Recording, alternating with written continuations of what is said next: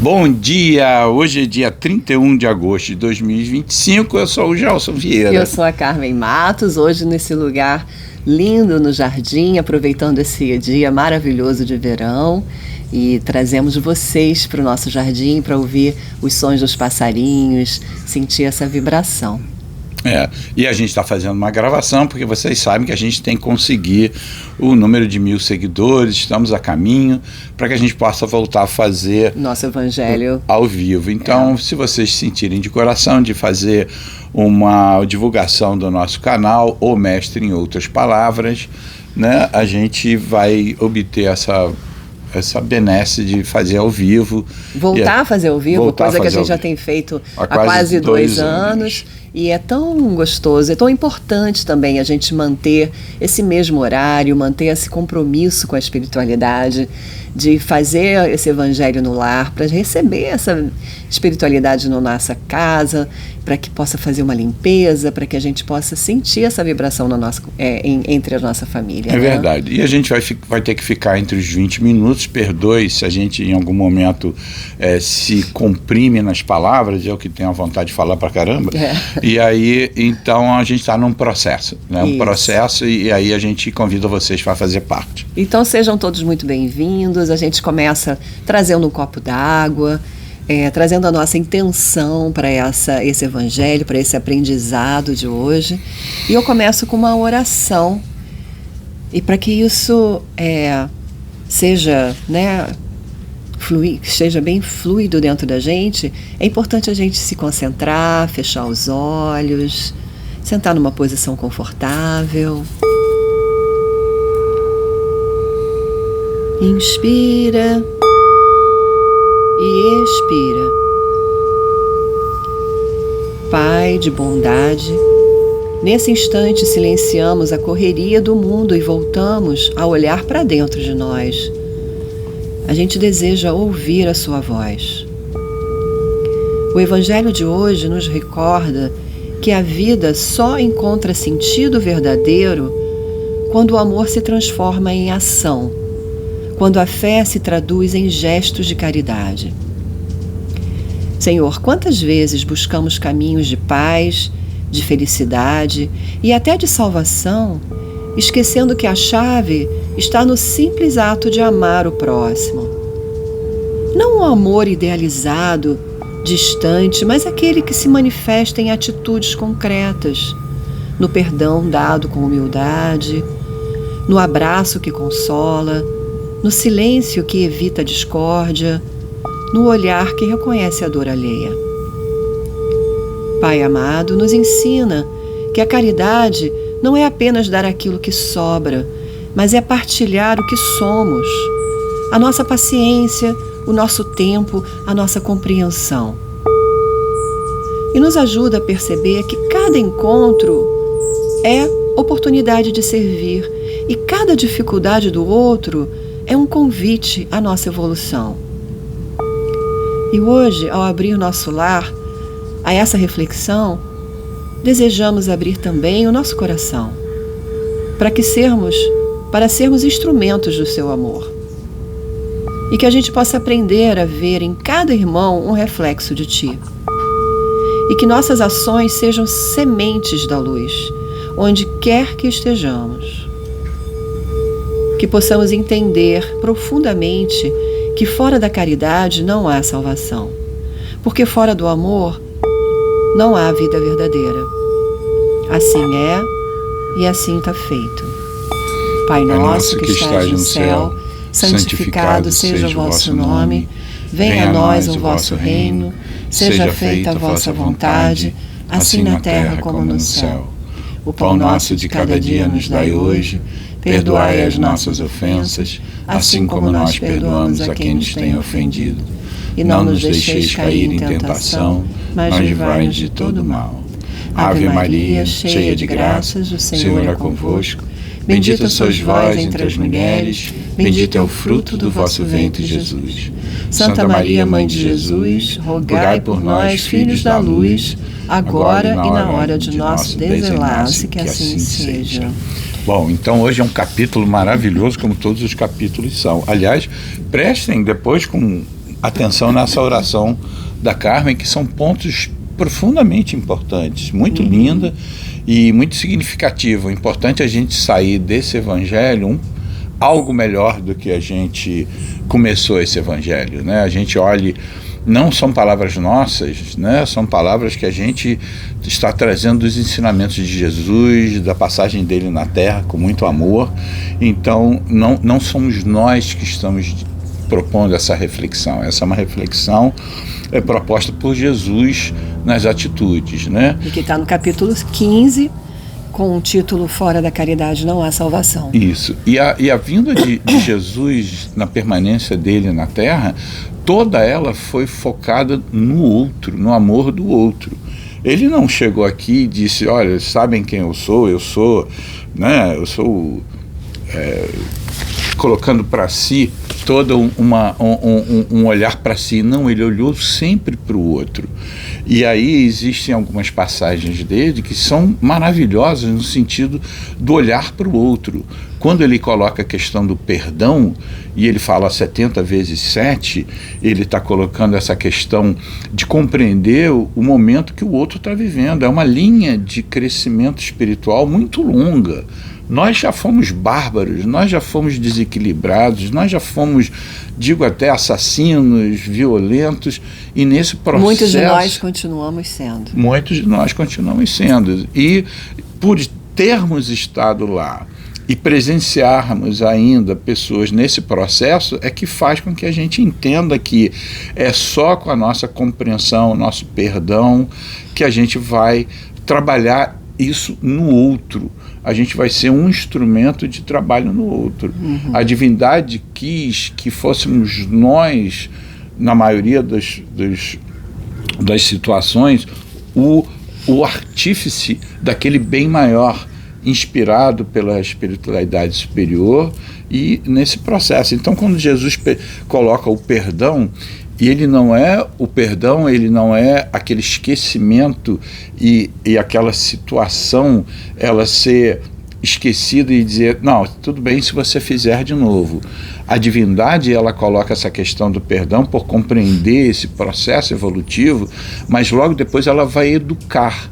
Porque quando Jesus disse, perdoa porque eles não sabem o que fazem, o que um grande mestre faz quando alguém não sabe o que faz, né? Se o professor de matemática dá um exercício e o aluno não sabe o que faz, ele vai fazer um processo educativo, mostrar de diversas formas como ele compreende aquela situação. Então, quando a gente comete um erro, a educação vem em seguida. A gente acha que é punição, mas não é punição. É a maneira, através de elementos que a divindade tem, que primeiro é o amor, primeiro se tenta acertar pelo amor. Se o amor não dá, a dor, a amada dor, o processo dor vai vir para poder fazer esse trabalho. É verdade. Numa outra passagem de... Você ia falar alguma coisa? Não. Numa outra passagem maravilhosa de Jesus, ele coloca essa questão de, se alguém te pede para andar 1000 passos, ande 2000. Então, ele está colocando em qualquer processo, não é o processo do passo, vamos até a esquina, a gente vai dizer, não, eu posso ir até a outra esquina. Não é isso. É um processo de dizer, em qualquer processo que o outro esteja vivendo, em que precise da nossa ajuda, e a gente tem essa possibilidade, coloque-se pleno nessa possibilidade de ajudar o próximo. Né? Se ajudar é olhar, né, fazer com um sentimento de caridade, né? E aí, quando a gente estava conversando sobre isso, perguntei qual é a etimologia da palavra caridade, né? O que a caridade representa? Da onde que veio essa palavra, né? E aí eu fui dar uma olhadinha. Então diz, a palavra caridade, que hoje entendemos como gesto de amor e bondade, vem do latim caritas, ligada à raiz caros, que significa aquilo que é querido, amado, de grande valor. Vemos então que praticar a caridade é mais do que ajudar, é reconhecer no outro um ser precioso diante de Deus, digno de cuidado, digno de perdão, não é? digno de respeito e compaixão. Quando Jesus nos ensina que fora da caridade não há salvação, ele nos lembra que só o amor verdadeiro, o amor que se doa e que vê valor no próximo, pode nos conduzir à plenitude espiritual. É verdade. Então é isso, né? Você está falando do perdão, não é? O perdão, ele é uma forma de caridade, né? Onde você reconhece que aquele outro, ele é um ser humano também, como você, que comete erros, que se dá conta de situações ou não é? E que, sabe, não é julgando, não é condenando, que a gente vai fazer algo por esse ser. É verdade. E Jesus, quando ele veio, ele trouxe a mensagem para quem? Né? Ele poderia ter, por exemplo, surgido na Grécia e surgir entre aqueles filósofos e ali trouxesse a sua mensagem. Só que ele sabia que em muitos lugares do planeta, aqueles que se diziam sábios, olha de novo, em vez de estar no outro, está em si. Se diziam sábios, eles dificilmente iam compreender a mensagem de Jesus. Então ele pegou 12 apóstolos que tinham erros, que tinham melhorias a serem feitas, mas tinham aquela predisposição de fazer e de se tornar melhor. Então o grande digamos, meio da gente saber que a gente está num caminho evolutivo adequado é a vontade de acertar. A gente pode estar errando ainda, a gente vem de centenas de séculos de erro, a gente invejou por centenas de séculos, a gente foi egoísta por centenas de séculos, e agora é a oportunidade de dizer assim: opa, olha o opa aí, opa, eu tenho que ter consciência do meu próximo ato, porque eu quero eliminar ou minimizar a inveja, o julgamento, o rancor. Eu consigo me fazer uma transformação tal que eu absolutamente faça tudo que deve ser feito? Nós ainda não conseguimos isso. Mas o que a gente tem de meta futura? A gente tem a meta dos ensinamentos de Jesus. Então ele diz: perdoa sempre. Você consegue perdoar sempre? Você diz: eu não consigo perdoar, eu não consigo perdoar. Mas vamos trabalhar isso, vamos trabalhar para poder entender que o outro está passando por processos que você já passou. Ou mesmo assim, que você acha que você já passou e que você está ali pleno, muitas vezes você ainda não está. Lamento dizer que é fácil julgar o outro, é fácil olhar o outro e apontar erros, né? E descobrir que se olhar e pegar um espelho, temos a mesma coisa. E a caridade, né? A gente vamos voltar, a gente vai entrar na caridade? Vamos falar da indulgência, da benevolência e do perdão. O perdão a gente já falou um tantinho, né? Uhum. A gente vai falar um pouco da indulgência. Do capítulo 15. Que é essa... Uhum.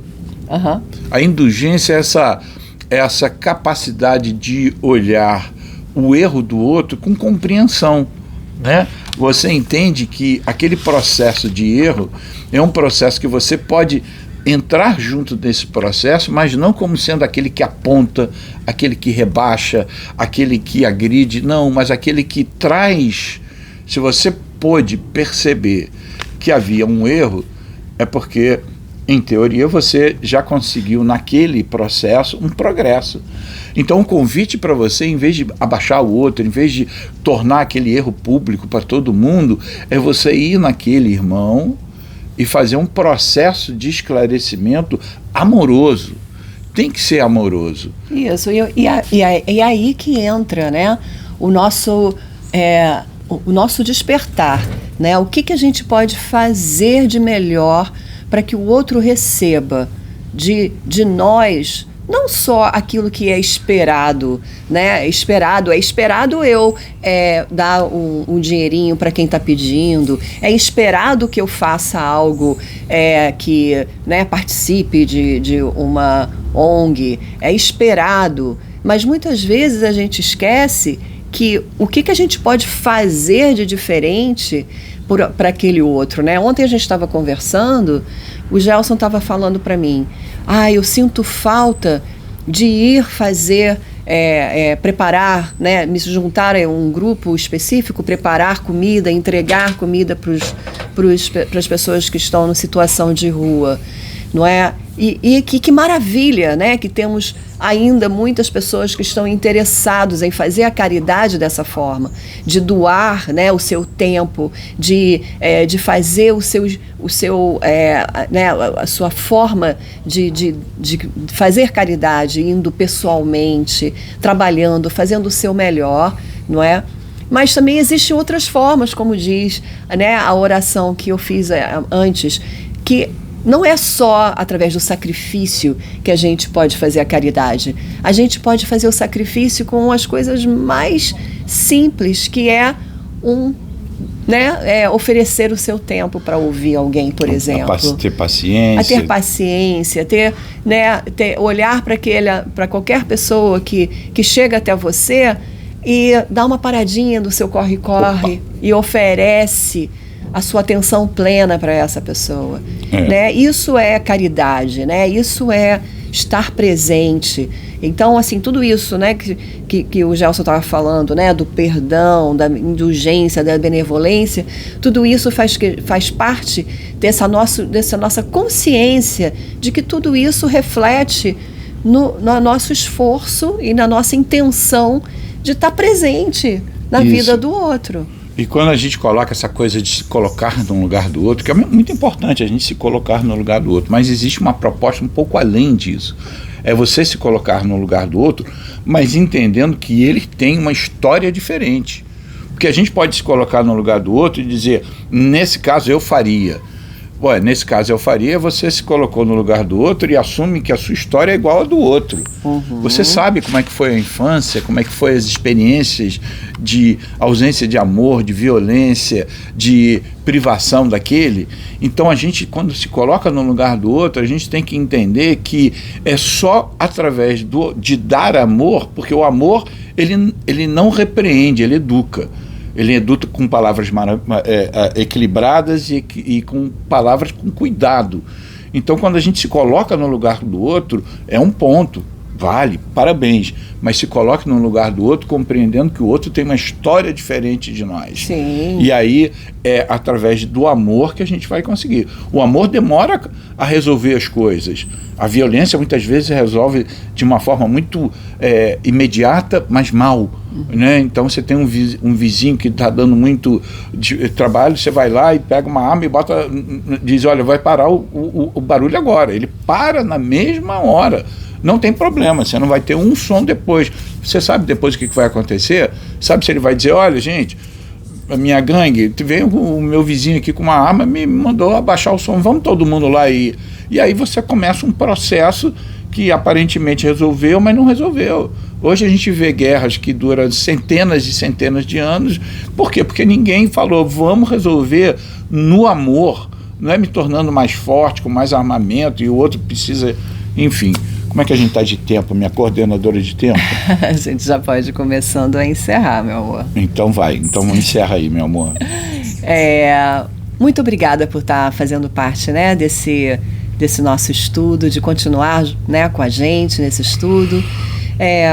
Peço que nesse momento essas palavras que foram pensadas juntas fiquem reverberando dentro do seu coração. Que fora da caridade não há salvação. Isso não significa ficar sempre em sacrifício, mas significa ter consciência que o amor, né, ele é refletido em pequenas coisas. E a caridade é o reflexo desse amor, não é? Então vamos fechar os olhos e agradecer a todos os divinos espíritos que estão aqui presentes no seu lar, seja agora nesse momento que você está ouvindo, seja às 8 horas da manhã aqui em Los Angeles ou meio-dia aí no Brasil, que nós possamos seguir a nossa semana com essa consciência, com essa intenção de poder fazer o melhor que a gente pode para ajudar o nosso próximo. Que assim seja e vão com Deus. Peguem a sua água. E tenham uma excelente semana para vocês, viu? Ok, né? aqui. Tchau. Tchau.